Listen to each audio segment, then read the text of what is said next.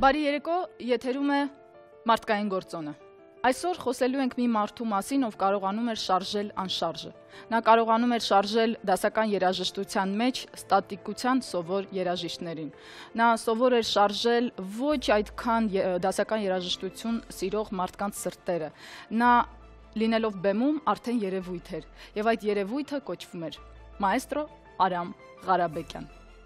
Մենք այսօր խոսելու ենք մեծ մարդու, կարևոր մի անհատի, մայստրո Արամ Ղարաբեկյանի մասին, նրա ինքնատիպությունն ու տաղանդաշատությունը կարծում եմ այսօր թե իր ընկերները կփաստեն, թե կպատմեն տարբեր պատմություններ, իսկ ես հիշեցնեմ, որ Հայաստանի Հանրապետության արվեստի վաստակավոր գործիչ Մովսես Խորենացի մեդալակիր անվանի դիրիժոր Արամ Ղարաբեկյանը ծնվելով Թեհրանում, սովորելով բազմաթիվ բարձրակարգ ուսումնական հաստատություններում եւ ղեկավարելով շատ լուրջ նվագախմբեր, այնուամենայնիվ հաստատվեց Հայաստանում եւ կարողացավ փոխել շատ բան։ Այսօր խոսելու ենք նրա մասին, ասում եմ բարի երեկո եւ ձեզ սիրելի հեռուստադիտողներ եւ իհարկե իմ հարգարժան հյուրերին, մայստրո Արամ Ղարաբեկյանի ընկերներին, մարդկանց, որոնք պահում են լուսավոր նրա հիշատակը եւ կխոսենք նաեւ ամսի 19-ին կայանալիք հետաքրքիր ու գեղեցիկ կարևոր համերգից։ Բարի երեկո եւ բարի գալուստ։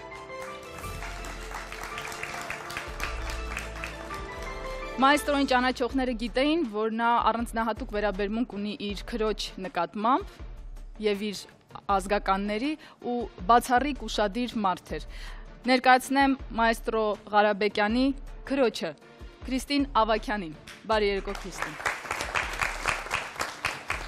Նա շատ ընկերասեր մարդ էր, սակայն ընտրում էր ընկերներին նրբորեն։ Արամ Ղարաբեկյանի երկար տարիների ընկերը Բարիսլայն առումով նրա երկրպագուն Դոլմամա ռեստորանի տնօրեն Ժիրայր Ավանյան։ Բարի երեկո։ Նա գնահատում էր լավ ու որակով արվեստագետներին։ Դաշնակահար, Հայաստանի Հանրապետության վաստակավոր արտիստ, Երևանի Պետական կոնսերվատորիայի դաշնամուրի ֆակուլտետի դեկան, միջազգային մրցույթների դափնեկիր Արմեն Բաբախանյան։ Ողջույն։ Այս կողմում Մարիաննա Պողոսյանն է, գեղեցկուհի, պարուհի եւ Արամ Ղարաբեկյանի երկրպագու, ինչպես որ բոլորս ենք։ Բարի երեկո, Մարիաննա։ Կան մարդիկ, ում եթե ես սկսեմ ներկայացնել կտևի շատ երկար, ուստի ես կասեմ պարզ, ինչպես որ իր խոնար էությունն է սիրում։ Տիգրան Հեքեքյան, բարի երեկո։ Եվ իհարկե մեծություն, մարդ, որի անունն ինքնին խոսում է նրա մասին ամեն ինչ։ Մայստրո Տիգրան Մանսուրյան, բարի գալուս մայստրո։ Դե ինչ, շատ պոզիտիվ, դրական ու բացառիկ բարի մարդ էր Արամ Ղարաբեկյանը եւ ես պատիվ եմ ունեցել նրա հետ ոչ միայն շփվելու եւ համագործակցելու եւ տեսնելու թե ինչպիսին էր նա։ Քրիստին, սակայն գաղտնիք չէ, որ յուրաքանչյուր արվեստագետի կյանքում գործունն է նրա ընտանիքի դերը։ Ես կխնդրեի պատմեք այնուամենայնիվ նրա երաժշտական այդ սերը որտեղից էր ծագել եւ ինչպես դասավորվեց իր ուղղությունը։ Իր երաժշտական կյանքը մեր ընտանիքում երաժիշտներ չկային, այլ կային երաժշտասերներ։ Հայրս եւ մայրս շատ երաժշտասեր էին, ես հիշում եմ մանկության ժամանակ մենք միշտ կլասիկ երաժշտություն ենք լսել եւ ինքը արդեն շատ փոքր էր, ես հիշում եմ կանում էր հայլու առաջ եւ ղեկավարում էր։ Փայտիկով։ Չէ, ձեռքով պարզապես։ Ինչ որ լսում էր, ինքը ղեկավարում էր, ինքը չգիտեմ ինչու։ Ու երբ որ արդեն ժամանակն էր, որ պիտի ընտրեր իր մասնագիտությունը, ինքը պապայիս ասաց, որ ես երաժշտություն եմ ուզում սովորեմ։ Պապաս շատ մտահոգվեց, ճիշտ ուզում եք իմանալ, որտեղ ասում էր շատ բարդ բան ես ընտրում, ուղղություն։ Այդտեղ շատ դժվար է, այդտեղ շատ խնդիրներ կան միշտ, ինչպես ես վաստակելու, ինչպես ես ապրելու կյանքդ եւ այլն, ու նա նորից ասաց, որ ոչ, ես երաժշտություն եմ ուզում սովորեմ։ Դա պապայիս նաեւ թույլ կողմն էր։ Ասաց դե հիմա որ ուզում ես սովորես, Աստված հետդ գնա եւ սովորի։ Ու իրեն ուղարկեցին Միացյալ Նահանգներ, Մասաչուսեթս նահանգի համալսարանը, եւ նա սկսեց կոմպոզիցիայով, կոմպոզիշն էր սովորում հենց սկզբնական շրջանում ու հետո այդպես տարածվեց, գնաց ու հասավ ուր որ հասավ։ Քրիստին, ինչպես գնահատեցիք նրա որոշումը, երբ նա 1996 թվականին այնուամենայնիվ թողնելով Ամերիկայի Միացյալ Նահանգները, որտեղ գլխավորում էր շատ լուրջ նվագախումբ, որոշեց վերադառնալ Հայաստան։ Արդյոք տեղյակ էիք նրա որոշումներից։ Տեղյակ էինք, այո, մենք արդեն Հայաստանում ենք։ Ես, ամուսինս եւ երեխաներս արդեն փոխադրվել ենք հենց 96-ին, ու երբ իմացանք, որ ինքն էլ պիտի գա, դա մեզ համար երջանկություն էր։ Պապաս ահավոր ուրախ էր, որովհետեւ ինքն էլ գտնում էր, որ Արամը պետք է հայրենիքում լինի։ Եվ այդտեղ պետք է տա իր ամբողջ հնարավորությունները եւ իր կարողությունները, եւ այդպես էլ Արամը փոխադրվեց Երևան։ Շնորհակալություն, Ժիրայր։ Ընկերությունը որպես կանոն չի լինում գործնական, այլ սկսվում է շատ ավելի վաղ ժամանակներից։ Ձեր ընկերությունը մայստրոյի հետ երբ է սկսվել։ 73 թվականին առաջի Հաշաթին էր, չէ՞։ 73 թվականին առաջի անգամ ինքը եւ Վահեն եկան Նյու Յորք եւ մենք Նյու Յորքում հանդիպեցինք, իրենք ապրում էին Բոստոնում այդ ժամանակ։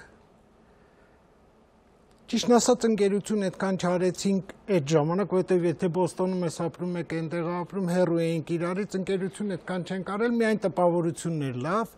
Հետո 80-ական թվականներին ժամանակ առ ժամանակ հանդիպում էինք, բայց մեծ մասամբ ընկերությունը սկսել է Հայաստան։ Ոնց որ ես 93 թվականին եկա, այդ ժամանակ Արամը գաստրոլներ էր եկել էստեղ ֆիլհարմոնիայի հետ եւ կարծեմ երկու համերգ ունեցան, չէ, ֆիլհարմոնիայի հետ։ Երկու համերգն էլ այդ ժամանակ ես միշտ գնում էի համերգներին, չգիտես ինչի, երբ որ ինքն էր ղեկավարում համերգը, չկար մի հատ սխալ նոտա։ Ամբողջ օրկեստրը նվագում էր ոնց որ մի գործիք։ Երբեմն լինում էին համերգներ, որ կարելի էր չլինել այդ համերգներին, որովհետև այդ ժամանակ համերգները ղեկավարում էին տարբեր մարդիկ եւ որակը, բայց Արամի ներկայությունը ցույց էր տալիս, որ մի մարդ, մի ղեկավար ոնց կարող է այդ բոլոր երաժիշտների մեջից դուրս բերել են լավագույնը, որ իրանք ունեն։ Ու ես շատ ուրախ եի, որ ինքը եկավ Հայաստան։ Շնորհակալ եմ, Ժիրայր, հենց ձեր ասացից հղում անելով, ձեր ասացին հղում անելով, ուզում եմ պարոն Բաբախանյան հարցս ուղղել ձեզ։ Այո, մայստրոն ուներ բացառիկ ունակություններ եւ նաեւ շատ պերֆեկցիոնիստ էր, հա, իր տեսակով։ Արդյոք այդ խստությունը երբեմն չէր ստեղծում անհարմարություն նրա հետ համագործակցելիս, աշխատելիս։ Երբևիցե ես չեմ կարող ասել, որ ես պերֆեկցիոնիստ եմ, եւ ընդհանրապես Արամն էլ պերֆեկցիոնիստ չէր, ինքը ուղղակի միշտ փորձում էր գտնել ավելի օպտիմալ տարբերակ եւ մեր հաճախակի հանդիպումները կապված ծրագրերի հետ, նոր աշխատանքներ, ստեղծագործությունների հետ անցնում էին ի սկզբանե ոչ թե բեմում, այլ թե շատ ուրիշ տեղերում, որովհետեւ մենք քննարկում էինք գաղափարները, նույնիսկ պարտիտուրայով էինք նայում, դա իմիջիալոց Հայաստանում ես երբևիցե այս ձևի ճշգրիտ աշխատանք ես չէի տեսել եւ պետք է ասեմ, որ մինչեւ առ այսօր չկա այսպես բան։ Ուղղակի հաճույք էր իր հետ աշխատել եւ մենք երբ որ արդեն միանում էինք բեմում, այդ իր պերֆեկցիոնիզմը, բծախնդրությունը ավելի ճիշտ է ասել, ինքը ոչ մի անհարմար բան չէր ստեղծում, հակառակը դա հետաքրքիր էր, որովհետև գաղափարը ծնվում էր հենց փորձերի ժամանակ բեմում եւ այլն։ Պարոն Բաբախանյան, հետաքրքիր ու ճիշտ տիպիկ նշեցիք, որ դիրիժորի խմբավարի գործն է ոչ միայն համակարգել ու համախմբել, այլև ստեղծել ու նոր տեսակով ներկայացնել նույն երաժիշտներին, ասել եթե որպես ռեժիսոր աշխատել նրանց հետ։ Այստեղ արդեն ես կարծում եմ մենք գործ ունենք շատ դեպքերում կարծրատիպերի կոտրման հետ, որովհետև պարոն Հեկեկյան, ես կխնդրեի դուք ասեք, Ղարաբեկյանը սիրում էր նորամուծություններ, ինովացիաներ եւ անընդհատ կարծրատիպերի կոտրելու շնորհիվ ստեղծում էր նոր հետաքրքիր երևույթներ, որոնք միշտ չէ որ ընկալվում էին ու միշտ չէ որ միանշանակ էին ընդունվում։ Համակարծիք չեք։ Այո, այդպես է, ես Արամին առաջին անգամ լսեցի առաջի համերգներ կամերային նվագախմբի հետ եւ անմիջապես հասկացա, որ սա այն երաժիշտն է, որ ինձ հոգեհարազատ է Ես իր հետ ծանոթացա փողոցում, ուղղակի օպերային թատրոն մտնելիս, ձեռքը դրեցի ուսին, շրջվեց, ասացի ես Տիգրան Հեքիքյանն եմ, ու ասացի միշտ պատրաստ եմ, եթե պետք եմ քո կողքին լինելու, որտեվ ասացի մի բան, որ քեզ դժվար է լինելու Հայաստանում։ Ինքը զարմացավ իհարկե, նոր էր եկել, որտեվ ես տեսա մի հատկանիշ, ճիշտ է, գուցե պերֆեկցիոնիստ չէր, բայց ինքը ձգտում էր որակի, ձգտում էր ավելի բարձր որակի եւ ինչքան կարող էր անում էր ամեն ինչ որ դա լինի լավ։ Սա երաժշտության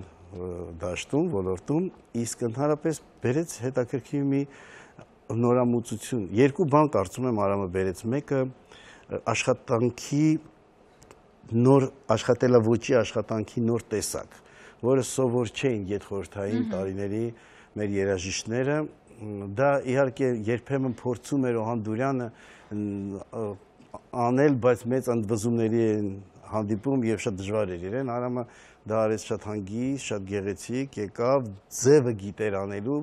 պահանջները դրեց եւ չափորոշիչները, ու ասեց այսպես պիտի աշխատենք եւ սա նոր բան էր, որը հետագայում իհարկե այդքան հեշտ չներվեց։ Իսկ մյուսը ինքը փորձեց երաժշտական գործը փաթեթավորել եւ տալ նոր տեսակի փաթեթավորմամբ, այսինքն նա չէր գտնում էր ոչ միայն բարձր որակի երաժշտություն պիտի մատուցես, այլև կարողանաս այն գեղեցիկ փաթեթավորես եւ եղավ Զվարթնոցը, եղավ Գառնին եւ ամեն տեղ փորձում էր մի նոր բան ասել, որպեսզի դասական երաժշտությունը գուցե ավելի հասու լինի լայն շրջանակներին եւ հետաքրքիր լինի երաժիշտներին, այսինքն նորարար էր նաեւ իր տեսակով եւ ես կարող եմ ուղղակի ասել Արամը ուղղակի անհատականություն էր։ Տեղիներ ասված կարճատև դադարից հետո կշարունակենք խոսել անհատ բացառիկ հետաքրքիր երաժիշտ Արամ Ղարաբեկյանի մասին։ Մարդկային գործոնն է եթերում եւ միայն այսպիսի բուռն ծափահարություններով էին նրան դիմավորում, ողջունում, շնորհակալություն հայտնում այն հանդիսատեսը, որը գնահատում էր նրա արվեստը։ Արամ Ղարաբեկյանը կարողացավ իսկապես հեղաշրջել լավ առումով մեր Հայաստանի Հանրապետությունում տիրող դասական երաժշտության աշխարհը։ Եվ պետք է նշել մի բան, հուլիսի 4-ին նրա ծննդյան օրն էր։ 3 օր անց մենք այսօր մեր եթերով անդրադառնում ենք նրան մայստրոին եւ պետք է նշենք, որ հուլիսի 19-ին մեծ շուքով, հրաշալի համերգային տարբերակով կհիշվի կմեծարվի մայստրոն եւ վստահ եմ, որ այնտեղ յուրաքանչյուրը ձեզնից կգտնի իր համար կարևոր ու հետաքրքիր հնչյուններ։ Սակայն մինչև այդ հիշեցնեմ, որ մայստրոն հրաշալի կերպով երիտասարդների հետ էր ընկերություն անում։ Մարիաննա, դուք ինչ պայմաններում եք նրա հետ հանդիպել, ինչպես է եղել ձեր շփումը։ Պատիվ եմ ունեցել նրան հանդիպելու իմ ընտանիքում, որովհետև մեր ընտանիքի մոտիկ ընկերներ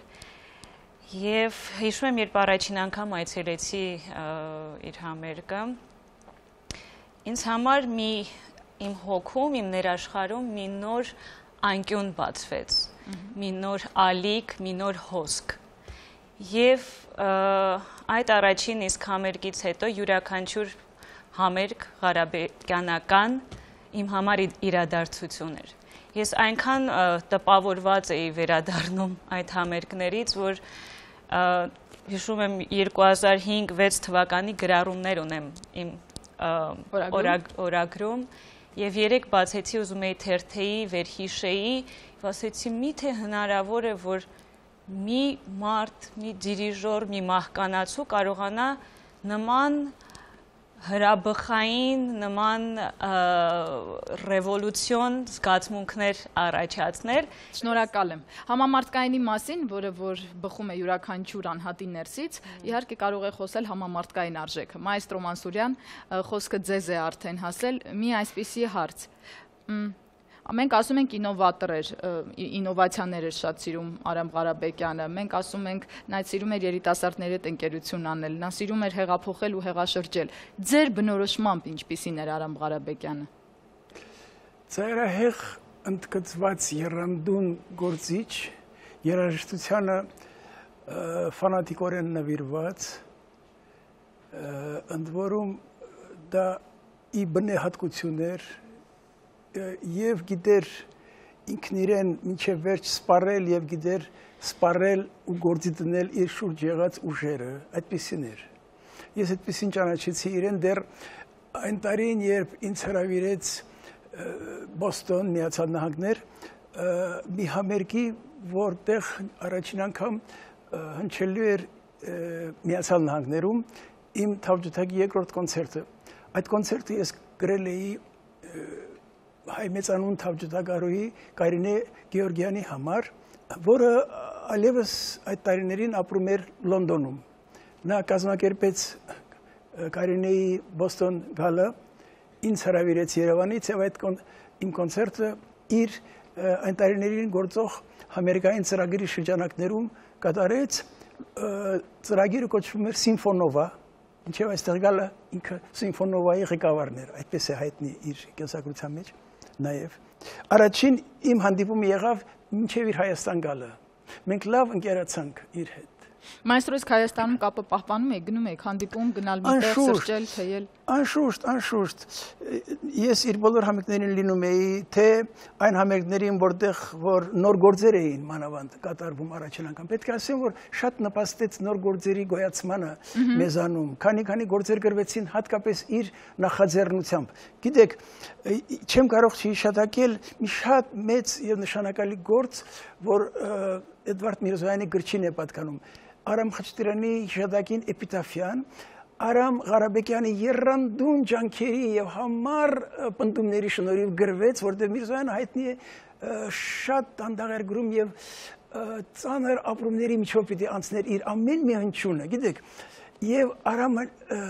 անverջ եղավ այն պահանջողի դերում եւ այսօր եթե կա այդ գործը անշուշտ նաեւ շնորհիվ Արամ Ղարաբեկյանի։ Ես այդ գործը շատ եմ սիրում եւ բարձր եմ գնահատում Արամի դերը այս գործի կայացման հետ։ Բայց նաև ուրիշ գործեր եղան նույնպես, որոնց անշուշտ հայտնի է այդ անունները ես չտամ, դրանք հիշատակվում են հաճախ։ Շնորհակալություն մայստրո, ես հիշում եմ, որ կամերային երաժշտության տանը հնչող յուրաքանչյուր համերգին, անկախ նրանից ինչպիսի ծրագիր էր նախատեսված, չէր կարող չլինել որևէ ժամանակակից հայ կոմպոզիտորի ստեղծագործություն։ Եվ պետք է նշել իսկապես սա շատ կարևոր է, որ մեր սերունդը եւ Միրզոյանի եւ Ալեքսանդր Հարությունյանի եւ շատ կոմպոզիտորների ստեղծագործություններին ծանոթացել է հենց շնորհիվ մայստրո Ղարաբեկյանի, որովհետև նա անընդհատ անդրադառնում էր։ Սա փաստ է եւ մի պահ շեղվենք նրա ստեղծագործական ուղուց եւ գանք նրա չարաճճիություններին։ Դե չար երեխա էր, հայտնի է մայստրոն։ Քրիստին։ Այո, բավականին։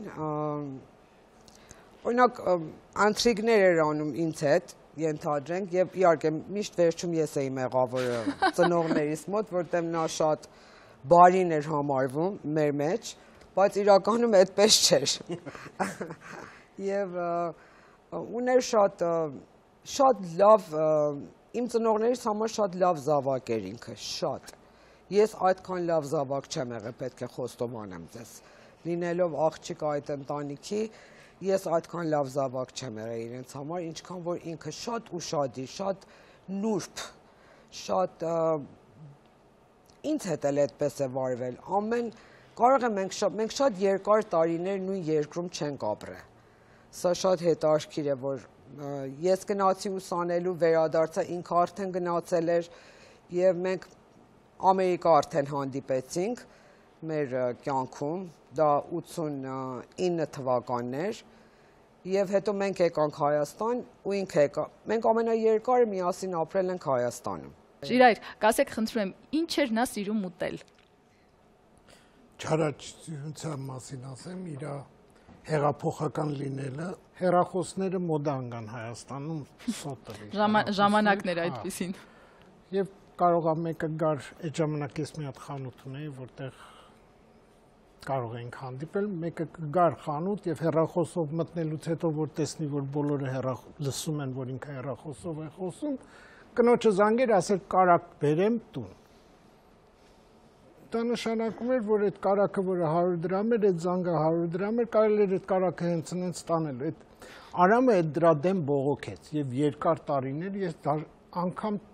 միայն վերջին 2 տարիներն եմ կարողացել իր հետ հեռախոսով խոսել։ Ինքը մտածում էր, որ դա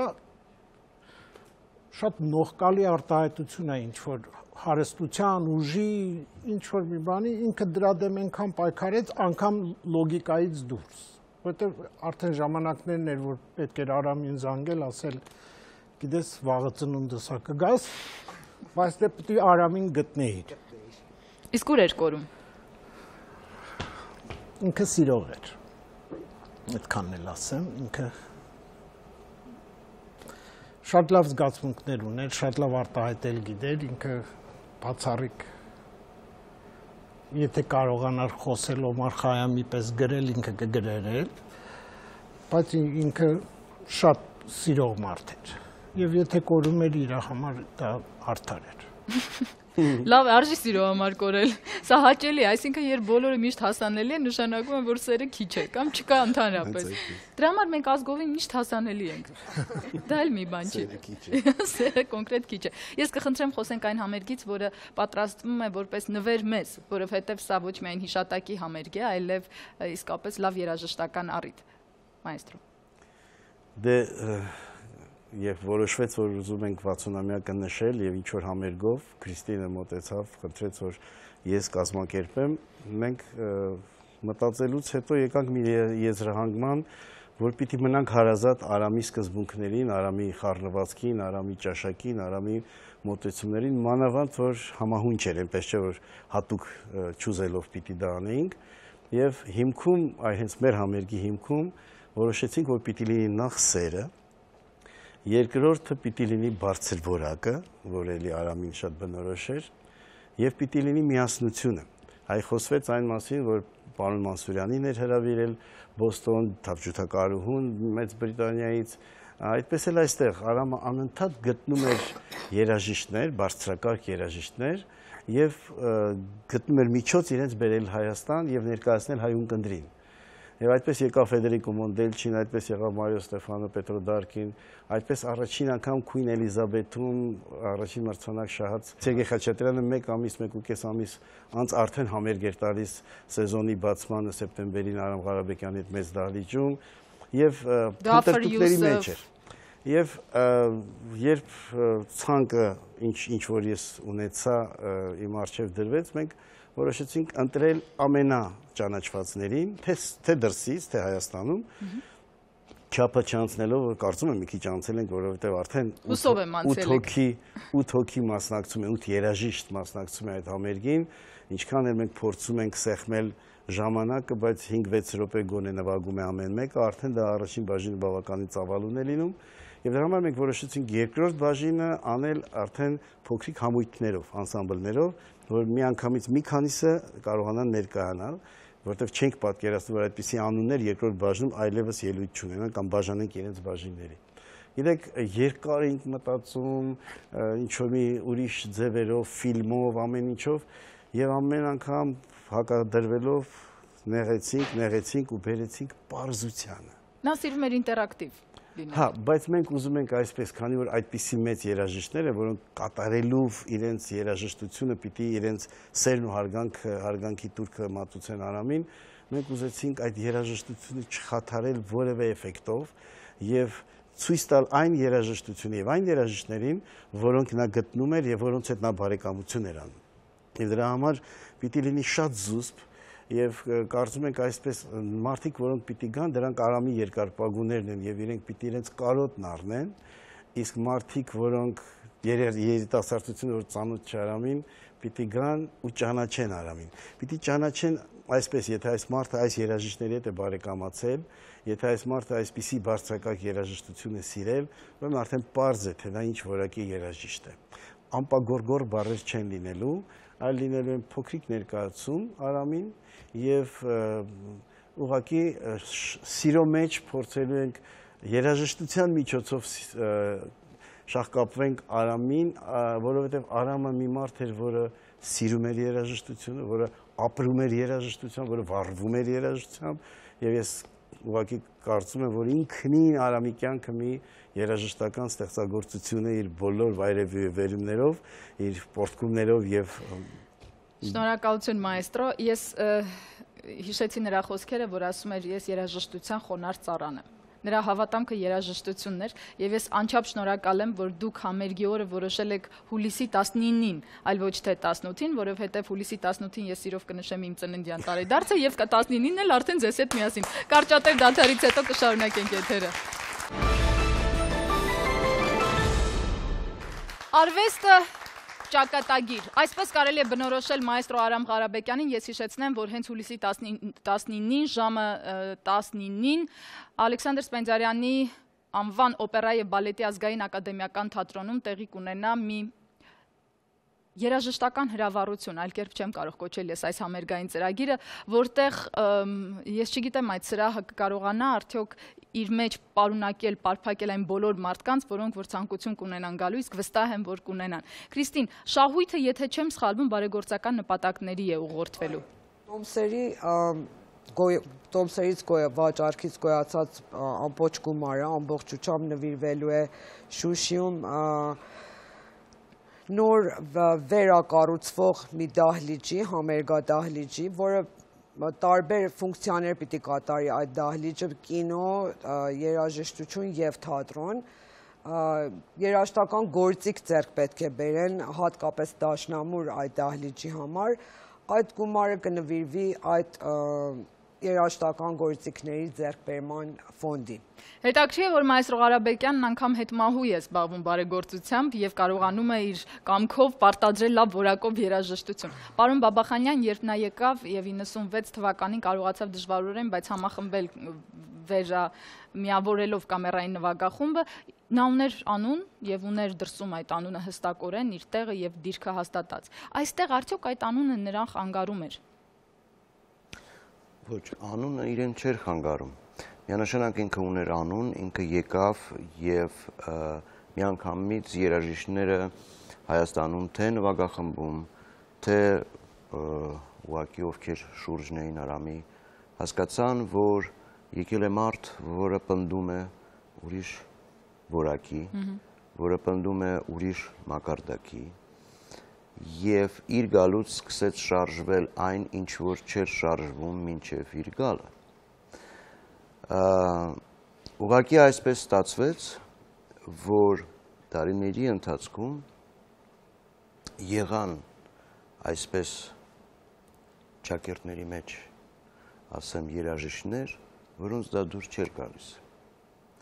Նրանց դուր չէր գալիս դիսցիպլինա, նրանց դուր չէր գալիս, երբ որ նրանցից պահանջում էին որակ, որովհետև իդեպ ասեմ, որակ պետք չի պահանջել, որակը պետք է մենք բոլորս պիտի արտադրենք որակավոր երաժշտություն, դա նորմ է։ Ուղղակի Արամը փորձում էր անել այն, ինչ որ աննորմալ էր, հասկանում եք, եւ եղան բավականին դժվարություններ, այսինքն ինձ համար դա միայն ցավ է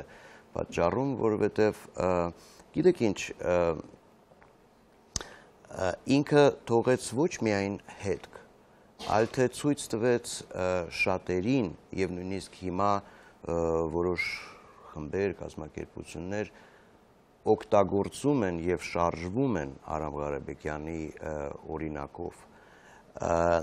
նա թողել է ֆանտաստիկ հետք եւ երաժշտական եւ կազմակերպչական, ես ուղղակի ցավում եմ, որ երիտասարդ սերունդը,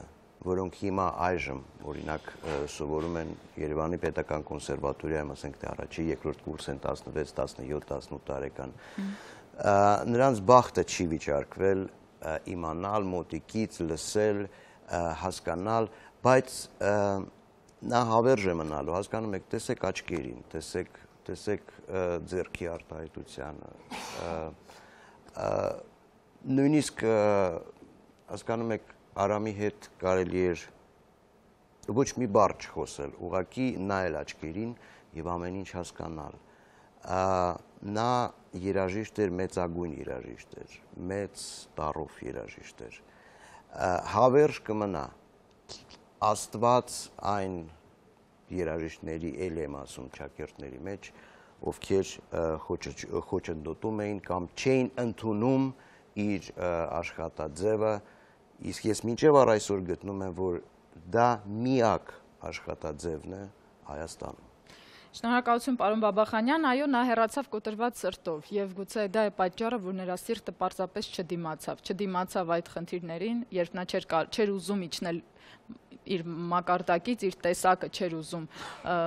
փչացնել, ոչնչացնել եւ անընդհատ ինչ որ թերթերով կամ ԶԼՄ-ներով տարածել տարբեր հայտարարություններ։ Նա չէր ուզում կոնֆլիկտի մեջ մտնել որևէ մեկի հետ եւ միևնույն ժամանակ փորձելով գնալ գլուխը փախցնել, իրականում այդ կարոտից էլ սիրտը չդիմացավ։ Սա ինձ թվում է օբյեկտիվ իրականությունն է։ Մայստրո, երբ խոսում ենք Ղարաբեկյանի մասին, հասկանում ենք, որ նա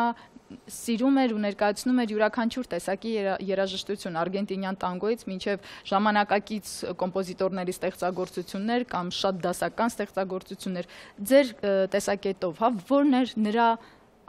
սիրելի նիշը, որն էր նրա սիրելի ուղղությունը։ Իհարկե երաժշտի կայացման շատ լավ ճանապարհ է անցել, լավ ուսուցիչներ է ունեցել։ Ես գիտեմ, որքան խորը եւ լավ գիտեր արդյական երաժշտությունը, ավանգարդ երաժշտությունը, որի ուղղությամբ շատ քիչ, բայց արեց մի քանի օրինակ այստեղ։ Ես գիտեմ նաեւ իր հնագույն երաժշտության նկատմամբ վերաբերմունքը սերը, գիտեմ հայ դասական երաժշտության նկատմամբ, անուշ օպերան լինի, դա Արամ Խաչատրյան լինի, բայց իր դերը ինքը տեսնում էր հնարավորին չափ երաժշտությունը լայն մասսաներին սիրելի դարձնելու գործը։ Ինքը համարում էր, որ լավագույնը այն է, ինչ սրտից սիրտ է անցնում։ Իր կատարողական արվեստի հիմքում էր այդ նվիրվելը լսարանին, սիրել տալը իր ունքնդրին, իր կատարումը, իր ընտրած գործը, երաժշտությունը։ Կարծում եմ, որ սա է իրեն բնորոշը, եթե պիտի ընտրենք իր նախասիրած երաժշտական տեսակը կամ ժամանակաշրջանը։ Մայստրո, գուցե դա էր պատճառը, որ նույն Open Fest-ի ժամանակ նա ներգրավեց մի քանի pop հանրահայտ արտիստների, որոնք կատարում էին դասական ստեղծագործություն։ Առհասարակ ինքը անշուշտ ծանոթ էր նորագույն շարժումներին արդյական երաժշտության մեջ եւ գիտեր թե ինչպես է pop երաժշտության մեծագույն վարպետներ մտնում դասական երաժշտական կատարողական արվեստ եւ գիտեր նաեւ թե ինչպես են դասական կատարողները մտնում pop երաժշտության բնակավար։ Այս կապը իրեն անշուշտ իրեն հասանելի էր գիտեր եւ ինքը նաեւ այս ուղղությամբ էր աշխատում մեր ձեցումների ուղղությամբ, այսինքն մշտապես դեմոկրատականացումը երաժշտության բոլոր կողմերի հավաքակչական աշխատանքով։ Մայստրո, նրա բացակայությամբ ինչ է պակասում Հայաստանին։ Նախ եւ առաջ ինքը իբրև հրաշալի անձնավորություն, հրաշալի արվեստագետ, հրաշալի պրպտող միտք, անհանգիստ մարդ։ Ես հիշում եմ, թե ինչպես մի անգամ մենք երեքով հիշում ես Տիգրան գնում էինք Սպիտակի շրջան, Եկաշարժի տարելիցի առիթով մի համերգ էր, կային արտասահմանից եկած նվիրատուներ եւ նրանց ներկայությամբ լայն լսարանի առաջ համերգ պիտի տեղի ունենար։ Այդ ամբողջ օրվա իր նվիրվելը ամեն մանրուքին ես զարմանում եմ, թե ինչքան կարելի է այդ աստիճան ուշադիր լինել ամեն մի մանրուքի նկատմամբ, ել չեմ ասում համերգի մասին, ել չեմ ասում ամբողջ այսպիսին էր ինքը, այս անձը չկա նախ եւ առաջ։ Անշուշտ նաեւ նա ով սիրում էր երաժշտական տոն ստեղծել,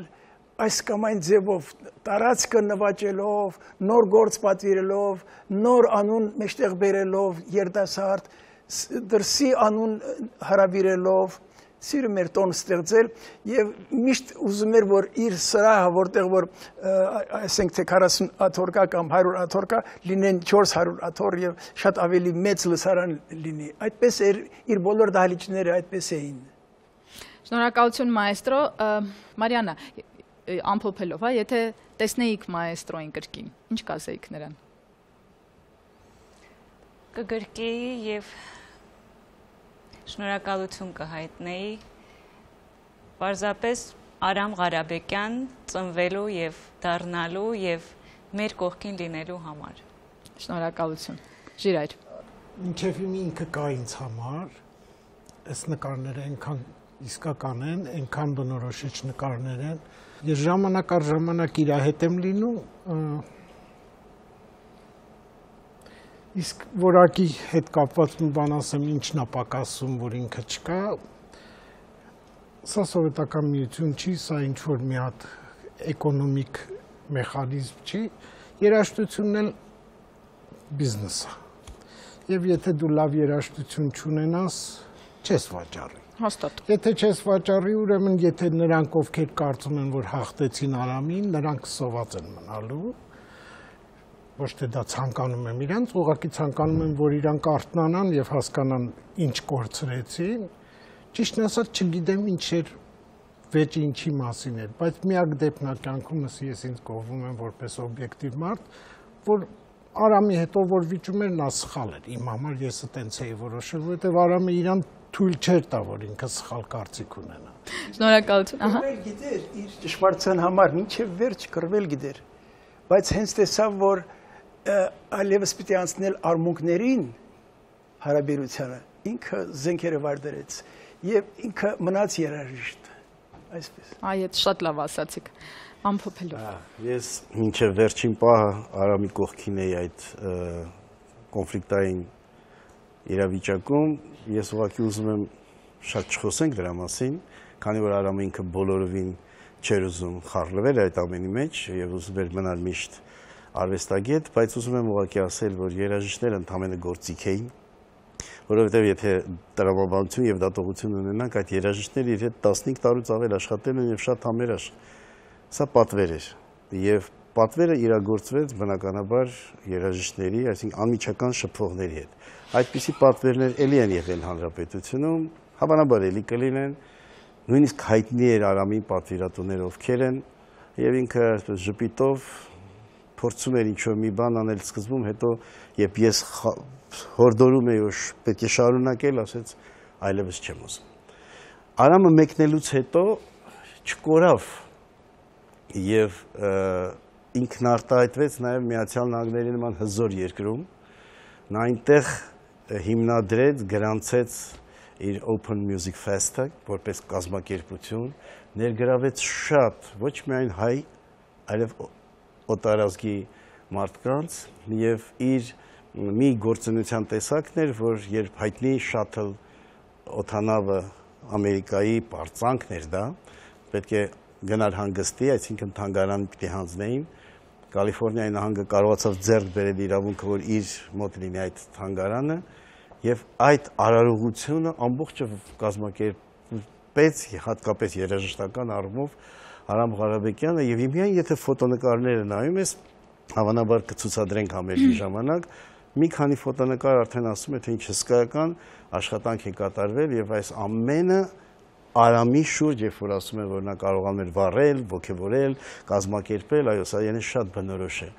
Մենք կարծում եմ պիտի հիշենք Արամին որպես արվեստագետ, նա միևնույն է հաղթեց, որտեղ իր երաժշտությունը ձայնասկավառակներով, տեսահոլովակներով ապրում է, մինչ օրս հեռուստատեսությամբ ցուցադրվող լավագույն նմուշներից է, դասագիրք է մյուսների համար, ինչպես պետք է գեղեցիկ փաթեթավորել, գեղեցիկ մատուցել եւ գեղեցիկ կատարել, եւ ես կարող եմ մի բառով ասել, որ Արամը հնչյունի հանդեպ հարգանք ու վերաբերմունք ունեցող երաժիշտ էր, սա ամեն երաժշտի խելքի բանը չէ։ Շնորհակալություն մայստրո, Կրիստին, ամփոփելով։ Ինչն եք կարոտում ամենից շատ եւ ինչ կմաղթեք բոլոր երիտասարդ երաժիշտներին, որոնք գուցե եւ բռնեն Արամ Ղարաբեկյանի ուղին։ Իր մարդն եմ կարոտում շատ չեմ կարող ասել։ Մայստրոյի ժեստը, երբ տեսնում ես, հասկանում ես, որ նրա ներկայությունն ինքնին խոսուն է։ Եվ ես չեմ ուզում հիմա խոսել իմ խոսքերով, ես կասեմ նրա խոսքերը։ Հայ երաժշտական արվեստն այսօր իր գույնն ու դերն ունի համաշխարհային մշակույթի խճանկարում, որովհետև դեռևս աշխատում է գենետիկ գործոնը։ Եվ չնայած ամբողջ աննպաստ զարգացումներին ու միջավայրին, տաղանդավոր անհատները կարողանում են բարձրանալ իրականությունից եւ ստեղծել մնայուն արժեքներ։ Սրանք մայստրոյի խոսքերը չէին միայն, սա այն գործն էր, որով նա կարողացավ շարժվել առայջ, շարժել անշարժ, ինչպես նշեցինք հենց սկզբից, ստեղծել նոր արժեքներ եւ ի վերջո համախմբել հրաշալի բացառիկ երաժիշտների, ստեղծել առիթ հանդիսանալ նոր կոմպոզիցիաների եւ եթե կա մի բան, որի համար մենք կարող ենք ափսոսալ, ապա այն է, որ մենք միշտ խոսում ենք անցյալ ժամանակով։ Սա կարծում եմ արդեն ազգային վատ սովորույթ է դարձել, որը պետք է արմատախիլ անել։ Այնինչ լավն է, բարի է, գեղեցիկ է, լուսավոր է ու տաղանդավոր, չի կարելի աղտոտել, կեղտոտել, փորձել ինչ-որ կերպ նսեմացնել։ Ինչպես նշեց մայստրո Մանսուրյանը, նա մնաց երաժիշտ։ Ուրեմն շնորհավոր ծնունդդ մայստրո, թող այս համերգային երեկոն լինի այն գեղեցիկ, լուսավոր հուշերից մեկը, որը մենք մեր կողմից, մեր համեստ մասնակցությամբ կարող ենք տալ ձեզ։ Հոգին խաղաղ, մենք կրկին կհանդիպենք, մարդկային գործոնն է եթերում եւ միշտ բարձր պահենք մեր մայստրոների անունները։ Կհանդիպենք։